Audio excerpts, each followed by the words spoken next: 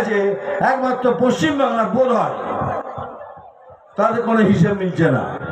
তাই ক্যাগ বলেছে যতক্ষণ না হিসেব মিলবে ওদের এক পয়সাও দেবে না। আপনি কি জানেন কত টাকার হিসেব?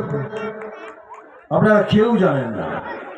এটা শুনুন, বুকে লাগবে খুব জোরে। এটা 1 টাকা নয়, 1000 নয়, 1 লাখ নয়, 1 কোটি নয়, 10 কোটি নয়, 100 কোটি নয়, 2,30,000 কোটি টাকার এখনো হিসাব দেয়নি। 2,30,000 কোটি। আবার তারপরে বলে কিনা 100 দিনের কাজের পয়সা দিচ্ছে না। আজকে যদি 100 দিনের কাজের লোকেদের কাজ পাচ্ছে না, পয়সা পাচ্ছে না, তার জন্য দায়ী বিজেপি নয়, তার জন্য দায়ী হলো এই একটাই, এই শাসক দল। আর তার উপরে যিনি বসে আছেন উনি হিসেব দিচ্ছেন না, কিন্তু ওনাকে টাকা দিতে হবে। কেন, কিসের জন্য দেবে আপনাকে? তারপরে